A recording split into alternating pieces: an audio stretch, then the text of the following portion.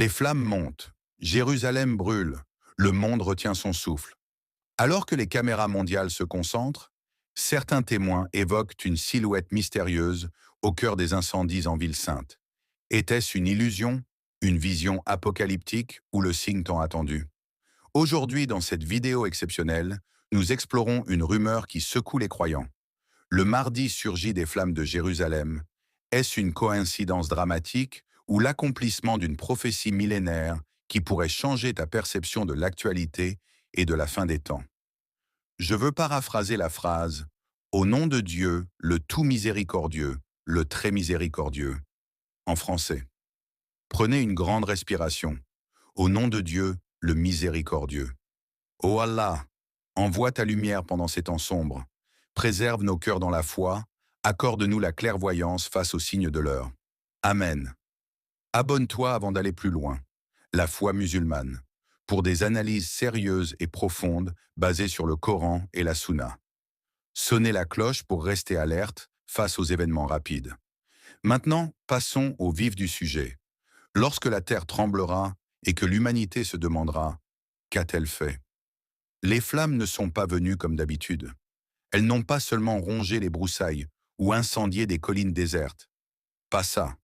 Cette fois, elles ont encerclé Jérusalem, la ville 3 fois sainte des prophètes. Des colonnes de feu déchirent le ciel. Des cendres dansent dans le ciel en signe muet. Les drones filment les dégâts, les journalistes comptent les hectares brûlés, les cœurs se réveillent. Un vieil homme à Jérusalem, les larmes aux yeux, confie à un reporter « Ce n'est pas la chaleur qui m'effraie, mais les signes. » Les médias évoquent dans des erreurs humaines et une négligence écologique, mais les croyants perçoivent différemment. Ils constatent que Jérusalem n'est pas une ville ordinaire. Elle est citée et honorée dans le Coran et lors de l'Isra et Miraj. Elle fut la première à être le point de rencontre des messages célestes. Et maintenant, elle brûle. Les flammes entourent les lieux saints, mais s'arrêtent à leurs pieds, comme retenues par une main invisible, exprimant la colère d'Allah sans les détruire. Ce feu n'est pas banal. Ce n'est pas juste dû à la sécheresse. Il reflète un monde démesuré. Les anciens savants ont averti. Quand Jérusalem sera troublée, regardez vers l'est, un changement arrive. Les hadiths évoquent un chaos avant le Mahdi, un monde où le mensonge l'emporte sur la vérité. Les dirigeants trahissent les citoyens, les mosquées se taisent, mais les écrans hurlent sans arrêt. Au milieu de tout cela, un signal clair. Les caméras du monde entier sont braquées sur cette ville. Ce n'est pas une coïncidence si les flammes l'ont encerclée cette année. Allah dit « Regardez, observez ce qui se passe ici, car bientôt tout commencera. » Il y a une électricité dans l'air, un frisson insaisissable par les images. Un murmure dans les murs anciens, un pressentiment chez les croyants éveillés. Il y a ce témoignage. Des témoins ont vu une silhouette calme et immobile au cœur des flammes, comme si elle appartenait à un autre monde. Ils disent qu'ils regardaient le ciel, priaient, n'a pas fui, le feu ne l'a pas touché. Était-il un homme parmi les hommes, ou le signe tant attendu depuis des siècles? Ce n'est pas la première fois que le feu devient un théâtre divin. Rappelons-nous d'Ibrahim, plongé dans les flammes, sauvé par miracle. Rappelons-nous de Moïse et de la lumière sur la montagne. Rappelons-nous que le Mahdi apparaît quand les cœurs oublient et les flammes révèlent la vérité. Ce feu n'est peut-être pas ordinaire. Jérusalem, 3h12. Une vidéo floue d'un téléphone portable circule sur les réseaux sociaux. L'image vacille.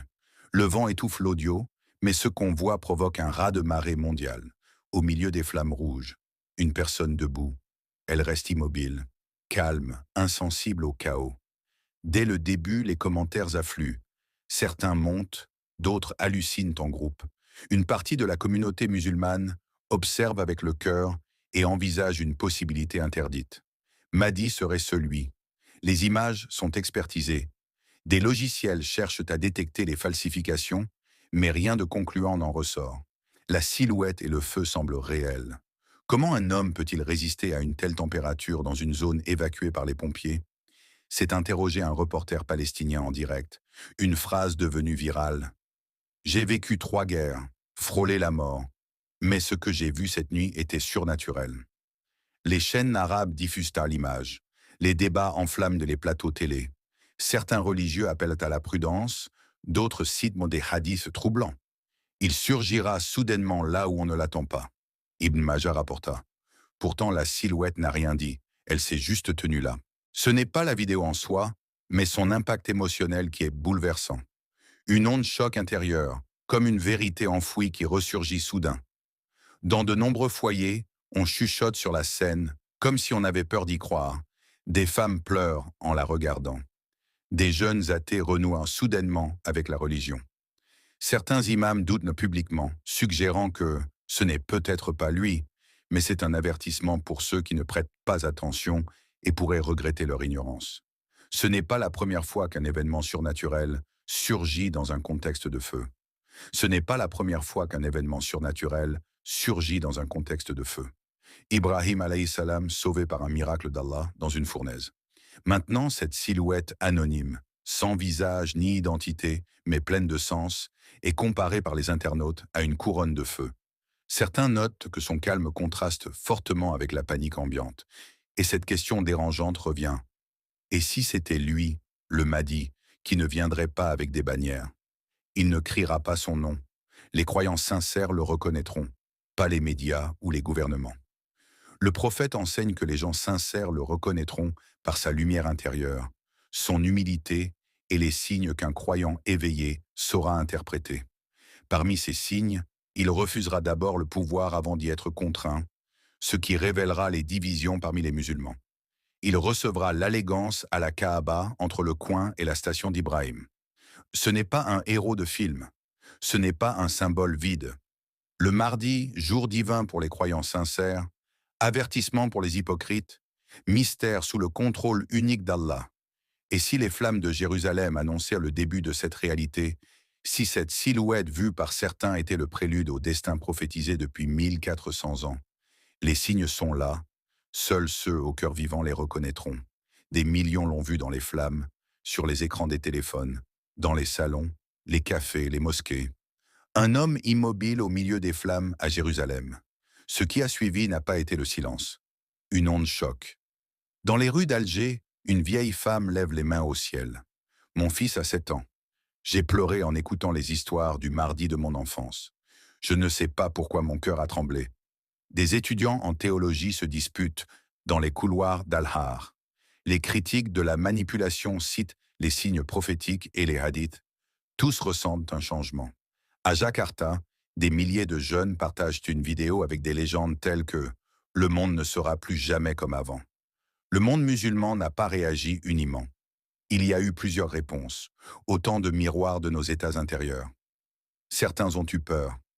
S'il est prêt, ai-je corrigé ma prière, mes péchés secrets abandonnés, d'autres remplis d'espoir intense? La justice revient enfin, enfin, un incorruptible. Cependant, il y a eu aussi le refus nerveux, le rire sarcastique réduire au minimum. Et c'était prévu. Le cœur voilé rejette la lumière qui l'éclaire. Un imam marocain a déclaré lors de son prêche du vendredi « Le Mahdi ne viendra pas pour approuver notre paresse religieuse, mais pour réveiller les endormis, et beaucoup refuseront de se réveiller. » Dans les commentaires des vidéos, on lit souvent « C'est un acteur, une illusion d'optique ». L'Antéchrist va se faire passer pour Jésus. C'est un test d'Allah qui révèle la division entre ceux qui espèrent, ceux qui ont peur du changement et ceux qui ont abandonné la vigilance intérieure. Au milieu du bruit, des signes d'éveil surgissent. Des groupes secrets étudient les signes de la fin des temps. Des musulmans reprennent la prière après des années. Des jeunes délaissent la musique et les soirées pour se recentrer sur le Coran. Un frère de Londres parle en vidéo. TikTok. J'ai vu les flammes autour de lui et j'ai réalisé que je manquais peut-être l'aube tous les jours, mais l'éveil n'est jamais collectif. Il démarre dans les cœurs individuels, comme des braises allumées dans la nuit. Un déclencheur pour certains. Pour certains, juste un buzz de plus, mais tous ont été touchés, même brièvement. C'est peut-être là. La vraie question.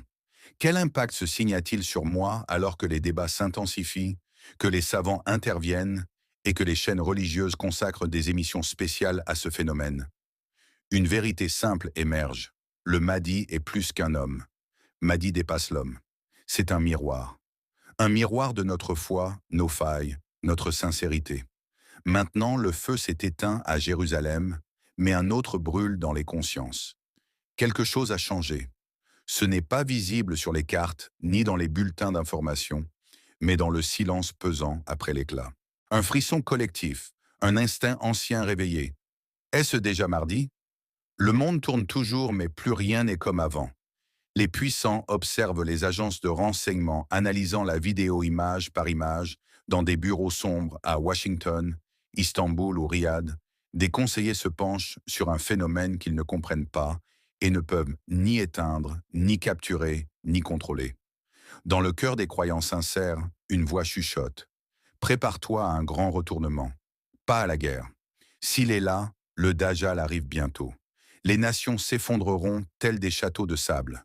La vérité se dressera, les hypocrites reculeront, les injustes trembleront. Les rois chuteront, les peuples crieront, le croyant se redressera. Le Mahdi n'a besoin ni de nos likes, ni de nos hashtags, ni de nos tendances. Il n'a besoin ni de campagne, ni de missiles, ni de négociations avec les tyrans.